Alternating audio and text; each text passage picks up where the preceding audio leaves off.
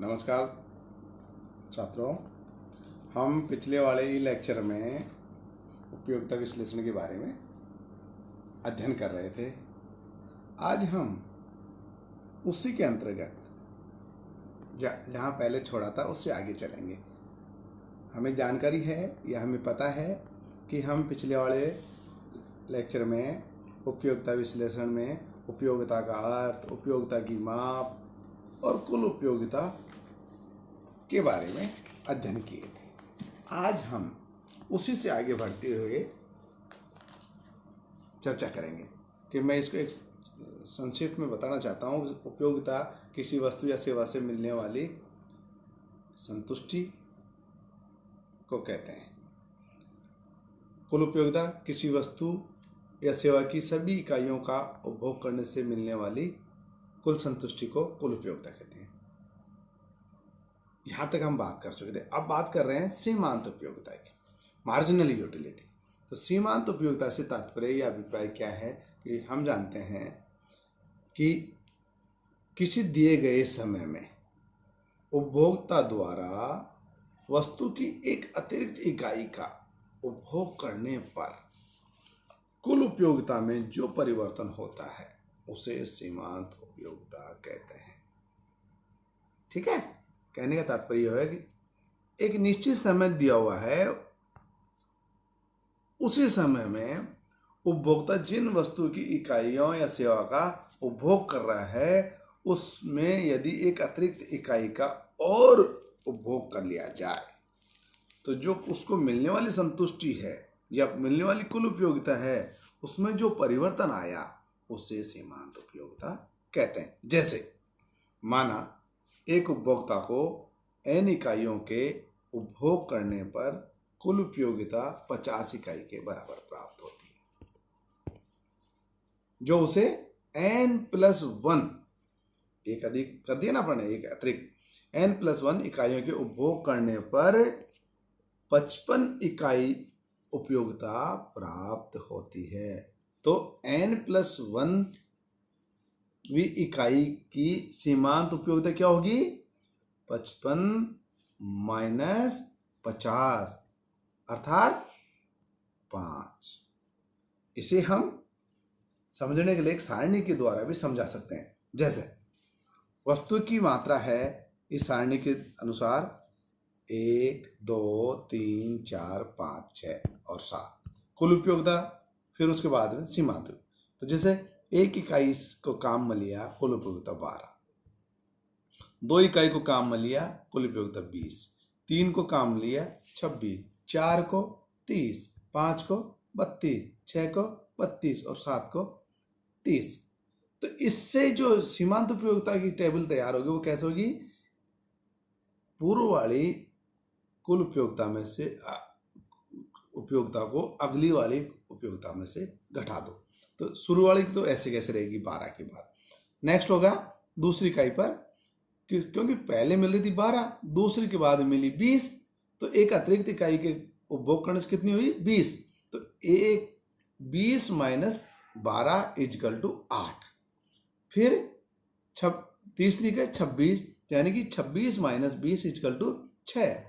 चौथी में 30, यानी कि 30 सीमांत उपयोगिता होगी 30 - 26 = 4। इसी तरह से पांचवी में इकाई से कुल उपयोगिता 32, सीमांत उपयोगिता होगी 2। कैसे? 32 - 30 = 2। और छठी इकाई 32 के बराबर, अर्थात कुल उपयोगिता में कोई अंतर नहीं आया, वहीं की वहीं है। तो सीमांत उपयोगिता क्या होगी? पूर्व वाली कुल उपयोगिता बाद वाली सीमांत कुल उपयोगिता = 0। और सातवीं इकाई के कुल उपयोगिता प्राप्त हुई 30, अर्थात यह पहले की तुलना में कम हो गई। तो अब सीमांत उपयोगिता क्या होगी? पहले की 0 से माइनस में चले गई, यानी कि 30 - 32 = -2। कहने का तात्पर्य यह हुआ कि सीमांत उपयोगिता की जो प्रकृति है वो हम जैसे जैसे वस्तु की मात्रा बढ़ाते जाते हैं उसमें गिरावट आती जाती है और एक बिंदु पर 0 हो जाती है, उसके बाद ऋणात्मक हो जाती है। ठीक है, अब बात करेंगे अब इसके बाद में बात करेंगे औसत उपयोगिता की। तो कुल उपयोगिता में वस्तु की कुल इकाइयों के द्वारा विभाजित करने पर प्राप्त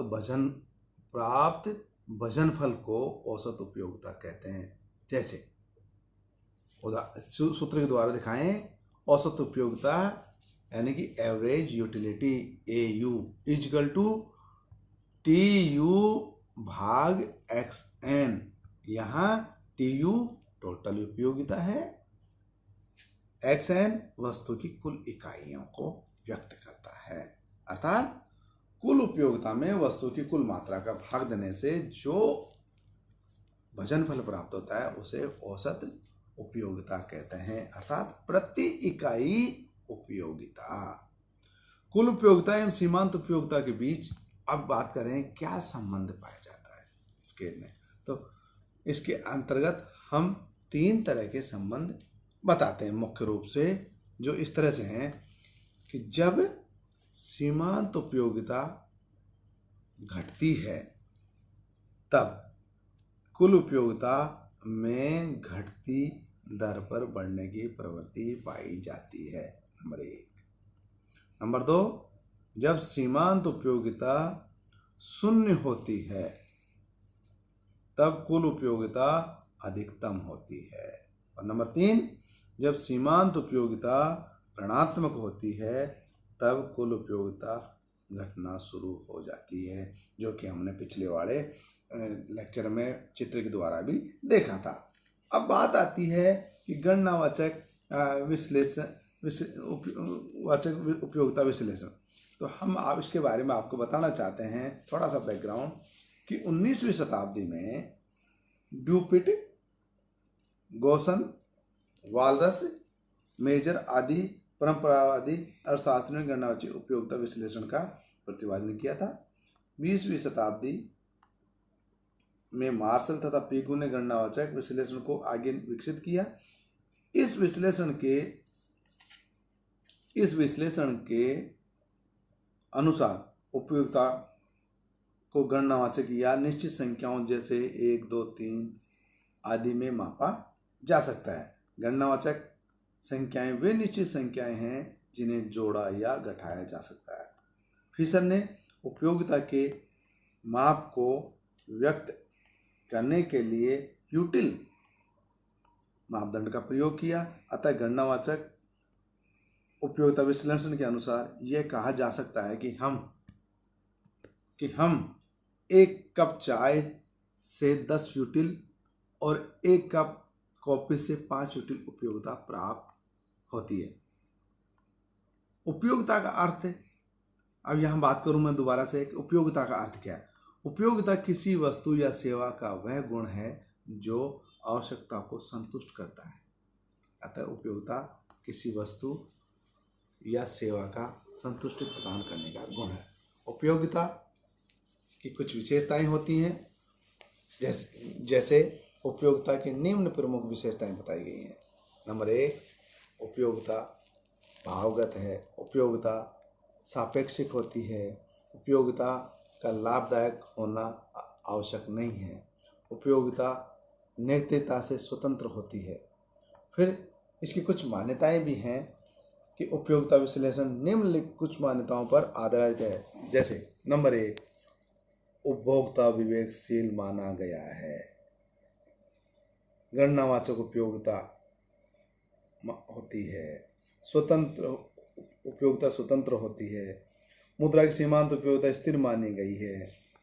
वस्तुएं विभाज्य होती हैं, अर्थात इन्हें छोटी छोटी इकाइयों या में विभाजित किया जा सकता है। घटती हुई सीमांत उपयोगिता पाई जाती है। कुल उपयोगिता व्यक्तिगत वस्तुओं की मात्राओं पर निर्भर करती है। तो ये कुल मिलाकर ये है उपयोगिता की जो विशेषताएं हैं, कुल कुछ मान्यताएं ली गई हैं।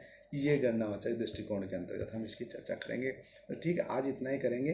कल हम गणनावाचक दृष्टिकोण के बारे में अध्ययन करेंगे। ठीक है, थैंक यू।